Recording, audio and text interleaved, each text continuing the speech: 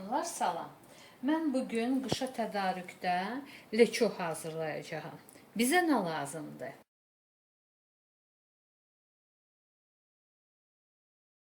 5 kiloqram biberdir. Onun 4 kiloqramı belə qırmızı biber, 1 kiloqramı isə yaşıl biberdir. Burada 3 kiloqram pomidordur.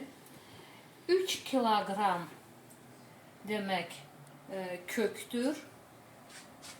2 kiloqram isə soğandır. Bundan əlavə 1 stakan şəkər tozu bizə lazım olmalıdır. Yarım stəkan sirkə. Mən alma sirkəsindən istifadə edirəm. Duz da yəni zövqə görədir. Mən indi burada tərəvəzləri təmizləmişəm. Qeyd eləmək istəyirəm ki, həm qabların, həm tərəvəzlərin yaxşı-yaxşı steril tərəfdən steril olmasına fikir verəsiniz. Qabları, istifadə etdiyiniz qabları isti sula, çay sodası ilə yuyun. Tərəvəzləri yaxşı yuyun, təmizləyin. Mən indi nə etmişəm? Mən balqar bibərini bax belə təmizləmişəm. 2 yerə bölüb, əvvəl yumuşdum. Sonra 2 yerə bölmüşəm və bir daha yumuşam. Niyə yumuşam bir daha? İçində tumlar qalmasın. Elə böldükcə suyun altında tumlarını da yumuşam. Bax belə doğrayıb qoymuşam. Sonra pomidorları bölmüşəm, qabığını soymuşam. Qışa tədarükdə pomidor hazırlayanda orada mən qeyd eləmişdim. Pomidorun qabığını çıxarmaq üçün çox qaynar suya salırsınız. Əvvəl pomidorları mütləq yəqin ki yuyursunuz. Qaynar suya salırsınız. Onda pomidorun qabığı həm nazik çıxır, həm də tez soyulur. Sonra pomidorları belə bölmüşəm və çalışmışam ki, pomidorların içindən tumları təmizləyim. Bax göstərirəm. Görürsünüz burada elə bir ki, biraz bax tum var. Mən bax o tumları belə, yəni bacardıqca, indi əlbəttə bir qədər qalıcı, amma bacardıqca belə tumları təmizləmək lazımdır. Pomidorları bölüb qoymuşam. Sonra bunu kim istəsə ət maşınından keçirdər, kim istəsə blenderdan da keçirdə bilər. Bu isə kökdür. Kökü də təmizləmişəm, yumuşam. Soğan həmçinin. Soğanı mən görürsünüz kiçik formada götürmüşəm. Balaca soğanlardır. Niyə? Çünki mən bunları yarım halqa şəklində doğrayacağım. Böyük soğan olsaydı onda halqalar çox böyük olardı. Onu demək istəyirəm ki, leço salatdır. Bunu mən çox xırda doğramıram. Kim istəsə ərzaqları, məsələn, kökü belə girdə-girdə doğraya bilər, ya yarı halqa şəklində girdənin də yarısını doğraya bilər. Mən çalışıram uzunvari doğrayam. Həmçinin bolqar bibərini. Elə xanımlar var ki, belə bolqar bibərini bir 4 yerə, bax belə 3 yerə bölür, eləcə pişirir. Mən isə bunu belə uzunvari və yaxud bax belə uzunvari doğrayıram. Kvadrat şəklində də doğramaq olar. İndi mən bunları sizə nümayiş etdirəcəyəm.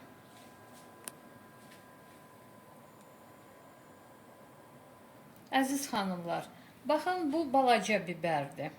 İndi mən bunu doğrayanda bax belə çox nə nazik, nə də çox qalın, bax belə. Bax belə doğrayıram.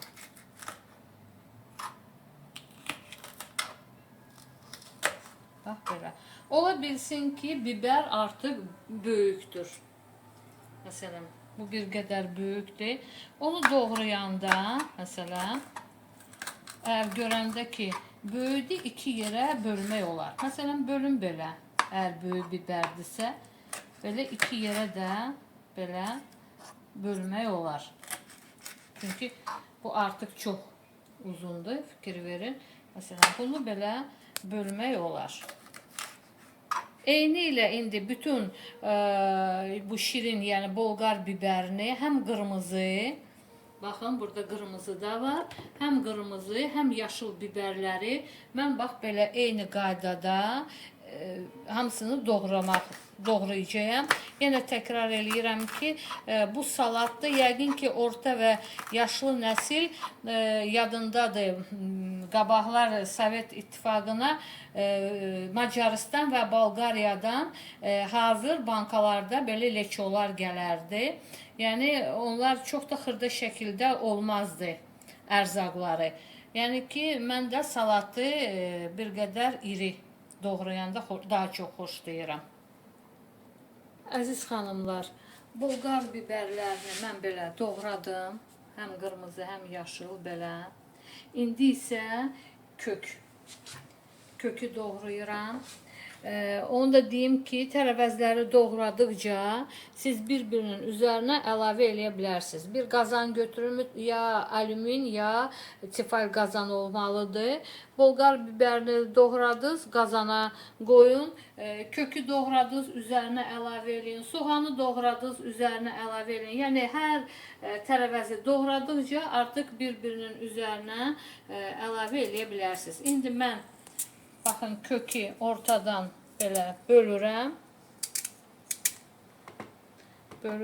Sonra isə mən bax bunu belə uzunvari, nazik bax belə doğrayacağım. Bütün kökləri bax belə doğrayıram.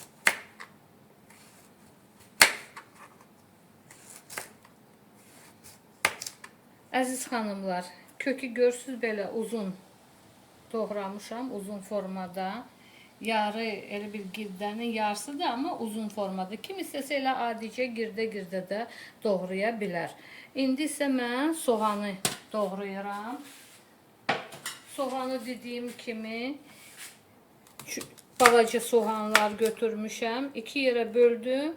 Yarım dairə şəklində nazik formada bax belə doğrayıram. Bu cürnədə bütün soğanları doğrayıb qutarandan sonra pomidoru blenderdən çəkmək lazımdır. Demək olar ki, bununla da tərəvəzlərin doğranması başa çatır. Əziz xanımlar, kök doğranılıb, Bolqar biberi doğranılıb, soğan, baxın belə doğranıldı, halqavari. İndi isə mən pomidoru ət maşınından keçirdim.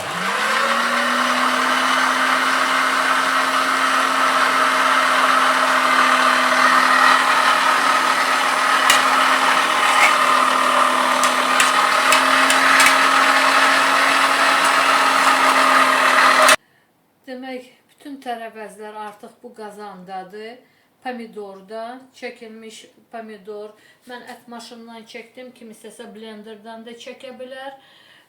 Demək, təkrar eləyirəm. Burada 5 kiloqram demək Bolqar biberidir. 4 kiloqramı qırmızı, 1 kiloqramı yaşıl, 3 kiloqram köktür, 2 kiloqram soğandır. 3 kiloqram da pomidor. Hamısı doğranılıb və demək qazana indi mən bunu qoymuşam. İndi mən bunu qazın üzərinə qoyuram, ağzını da örtürəm. Bir qədər qazın gücünü çox verəcəyim ki, tez qaynara düşsün. Qaynara düşəndən sonra isə vamxodda pişirməyə başlayacağım. Qabaqcadan deyirəm ki, bəzi xanımlar bunu yarım saat pişirir qaynara düşəndən sonra. Yəni bir qədər diri götürürlər, o zövqdən asılıdır. Mən isə 40-45 dəqiqəyə qədər bunu pişirirəm qaynara düşəndən sonra. Bişməyinə bir 20 dəqiqə qalmış. Mən buna 1 stəkan şəkər tozu, yarım stakan demək alma sirkəsi, kim istəsə üzüm sirkəsindən də istifadə eləyə bilər və 1 stakan yarım günəbaxan yağı əlavə eləyəcəyim. O yağı da deyim ki, o da zövqdən asılıdır. Yəni ola bilsin kimsə çox yağlı istəyir. Yəni salata yağı necə veririk? Kimisi isə az yağlı istəyir. O zövqdən asılıdır, duz da zövqdən asılıdır. Haradasa mən məsələn 3 xörək qaşığı duz əlavə eləyəcəyəm.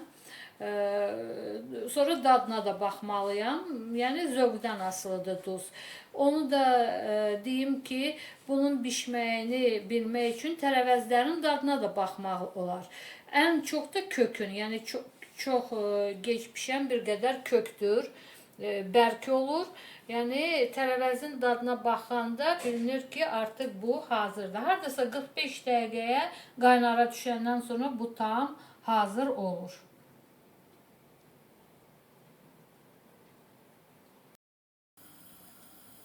Əziz xanımlar, baxın, mən qazanın ağzını qapaqla örtmüşəm ki, tez qaynara düşsün, pər salır onda, su salır, daha tez yumşalır, demək tərəvəzlər. Qazın da gücü, baxın, yəni ki, bax belə vermişəm. Sonra bunu vamxodda pişirəcəyəm. Onu da deyim ki, çalışın ki, qazanınız belə iri olsun. Bunu ara bir qarışdırmaq da mütləq lazımdır ki, yanmasın. Məndə biraz qazan balaca oldu, amma siz çalışın ki, qazan, götürdüyünüz qazan iri olsun, ərzaqları qarışdırmaq sizə rahat olsun. İndi demək, leço pişənə kimi mən yenə göstərəcəyəm. Hanımlar, baxın, artıq leço qaynamağa başlayıb. Onsuz da qazın üzərinə qazanı qoyduqdan bir 10 dəqiqə sonra dibdən o qaynamağa başlayır. Amma o dibdən qaynayır. Onda bir qədər qazın gücünü alın ki, hələ ki yanmasın. Başlayın qarışdırmağa. Sonra isə getdikcə artıq görürsünüz ki, necə qaynamağa başlayıb, yəni qaynara düşüb. Yaxşıca bunu qarışdırın. Qazın demək gücünü alın, vam podda qoyun astaca. Qaynara düşəndən sonra, yəni tərəvəzlərin dadına baxa-baxa, xüsusilə də kökün və soğanın, yəni kim istəyir yarım saat, kim istəyir 40 dəqiqə bunu pişirməlidir. İndi mən bir 15-20 dəqiqədən sonra buna şəkər tozu, sirkə, duz əlavə eləyəcəyim. O da deyim ki, bəzi xanımlar leço pişirəndə dəfnə yarpağından, istiotdan da istifadə edirlər. O zövqə görədir, yəni ki, əlavə eləyə bilərsiniz də, eləməyə də bilərsiniz. Leçonun hazırlanmasına az qalıb. Görürsünüz ki, demək, tərəvəzlər necə öz şirələrini veriblər və yumşalırlar. Həm orada pomidor pişib, məsələn, öz şirəsini verir, buxarda pişir və tərəvəzlərin pişməyinə də az qalıb. Ona görə mən indi, demək, əlavə eləyirəm 1 stakan şəkər tozu, sonra yarım stakan 100 ml, belə deyək, mən alma sirkəsindən istifadə edirəm. Kim istəsə üzüm sirkəsindən də istifadə eləyər. Sirkə əlavə eləyirəm.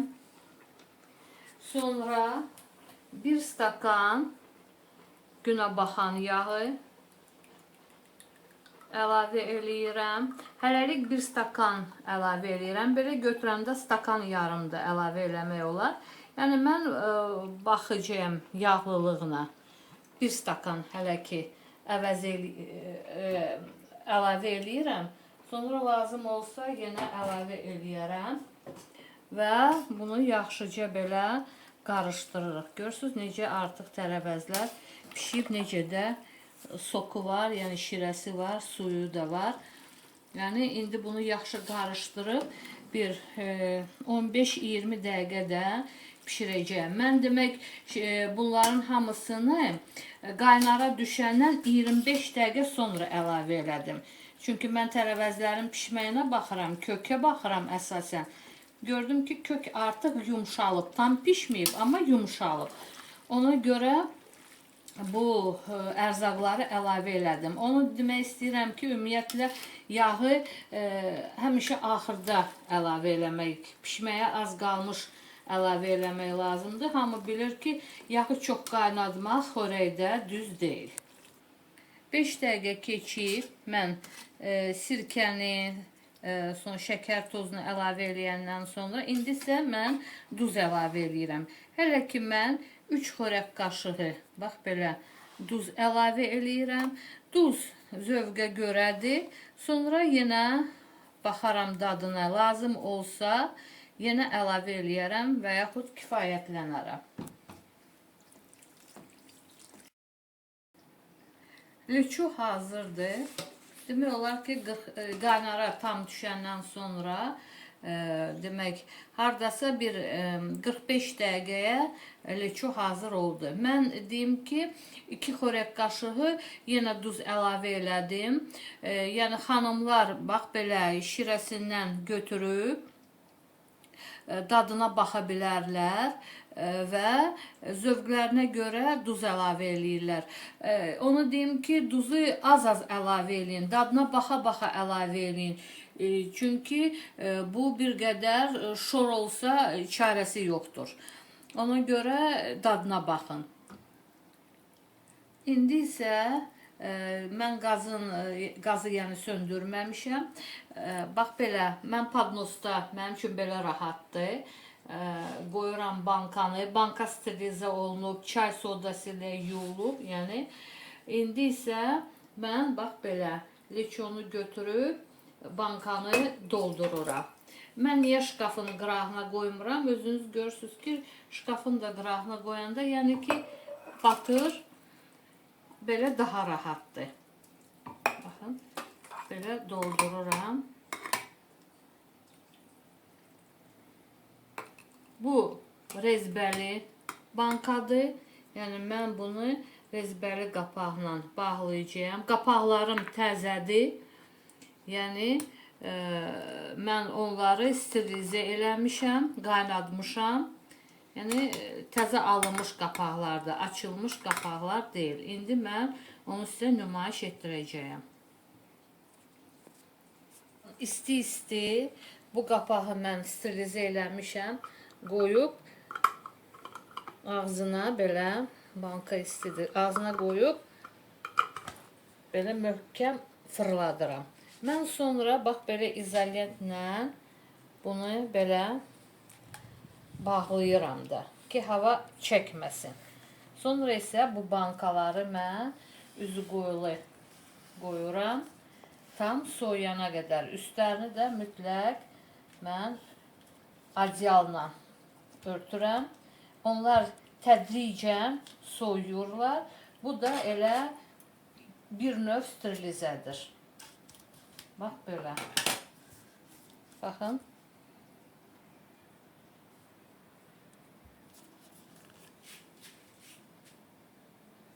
İndi mən o biri bankaları da eyni qayda ilə doldururam. Baxın, mən ikinci bankanı da doldurdum. Bunu isə izolent demədim. Yəni demək istəyirəm ki, kimdə izolent yoxdursa, onsuz da ötüşə bilər. Təki qapağı bankanın ağzına qoyub, yaxşıca fırladıb bağlasın. Qapaqlar da yenə təkrar edirəm ki, təzə olsunlar, zədəsiz olsunlar.